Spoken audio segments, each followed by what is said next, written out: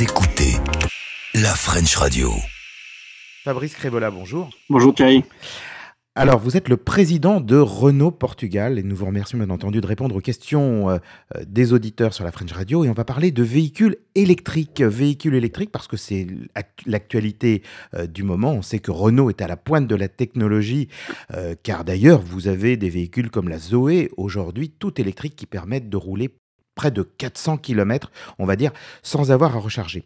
Alors, moi, j'ai vu dans les nouveaux véhicules qui allaient voir le jour dans les semaines et les mois à venir, que vous parlez pour certains de véhicules hybrides rechargeables ou hybrides non rechargeables. Alors, c'est vrai que c'est peut-être un petit peu confusant pour les auditeurs. Est-ce que vous pourriez nous apporter, en tout cas, une réponse ?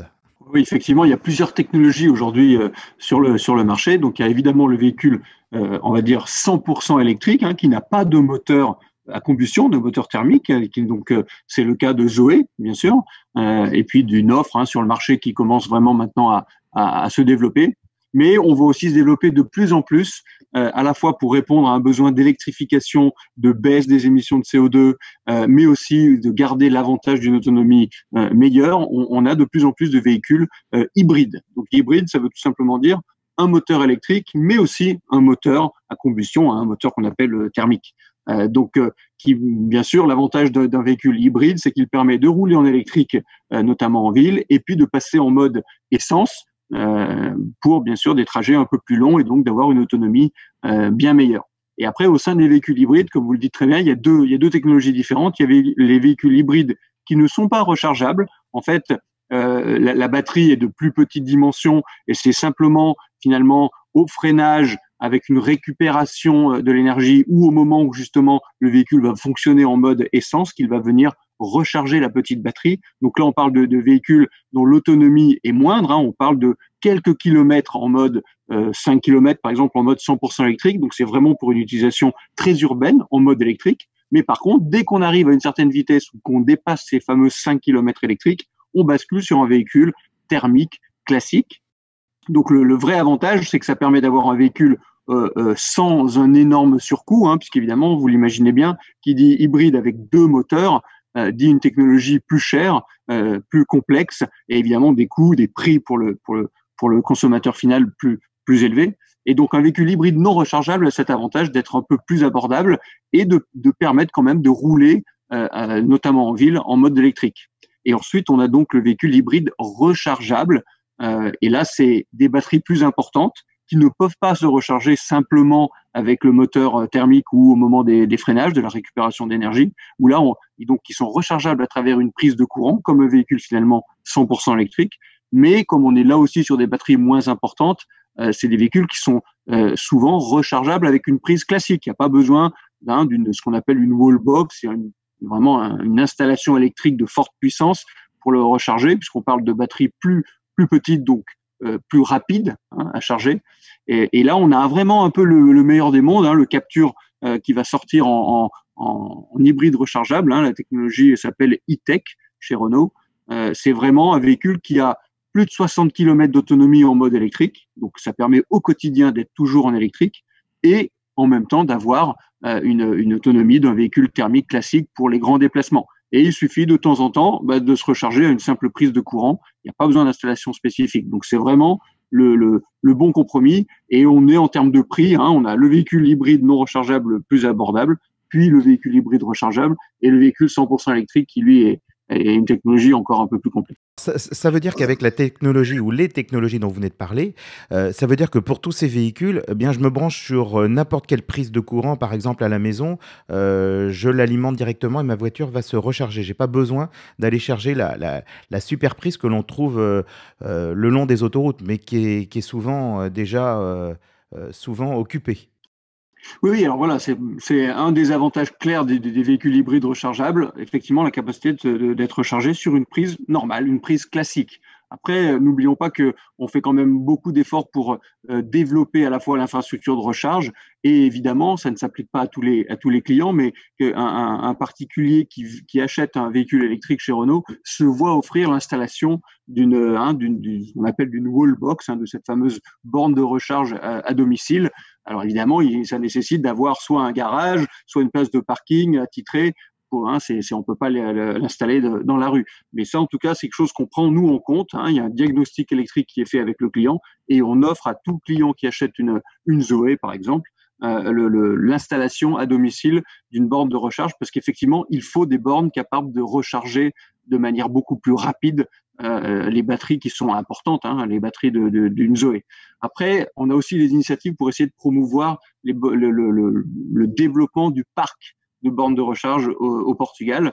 Alors, on est en train de le faire avec nos concessionnaires, les concessionnaires Renault partout au Portugal. On a un des réseaux les plus capillaires, les plus importants, vont installer dans les semaines qui viennent des bornes de recharge qui vont permettre finalement aux utilisateurs de véhicules électriques d'avoir des sources d'approvisionnement, d'alimentation électrique encore plus nombreuses. Et puis, il faut pas oublier que c'est un écosystème qui est en train de se développer très, très vite au Portugal. Et donc, il y a beaucoup de projets à la fois menés par bien sûr, les autorités, mais aussi privés. Si je prends l'exemple de chaînes d'hypermarchés qui annoncent déjà des partenariats et qui installent des bornes de recharge sur leur parking. Donc, on va rapidement avoir au Portugal un système et donc un parc important de bornes de recharge qui finalement accompagne le développement des véhicules électriques qui est une réalité aujourd'hui et qui le sera encore plus demain. Donc ça, c'est vraiment parfait parce que c'était vraiment une limite un petit peu au système. Donc aujourd'hui, vous apportez vraiment des solutions pour permettre aux gens de ne pas se retrouver bloqués, d'avoir une mobilité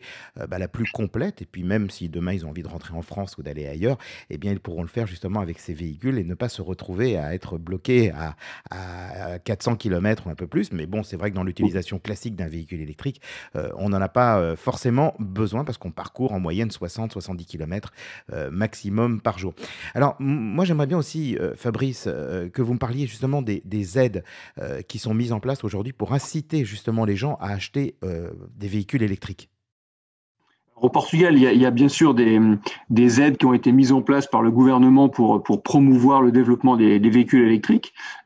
C'est des aides qui sont renouvelées chaque année. Donc pour 2020, un particulier, puisque ça existe aussi pour les entreprises, un particulier a à disposition une aide de 3 000 € à l'achat d'un véhicule électrique, sachant que c'est limité par contre aux 1000 premiers véhicules. Et donc on arrive déjà quasiment en 2020 à la limite des aides gouvernementales. On est d'ailleurs en train de demander, compte tenu de la crise Covid et de ce redémarrage, on va dire plus vert qu'on espère de l'économie, un plan de soutien de la part du gouvernement et donc peut-être une extension de ces aides.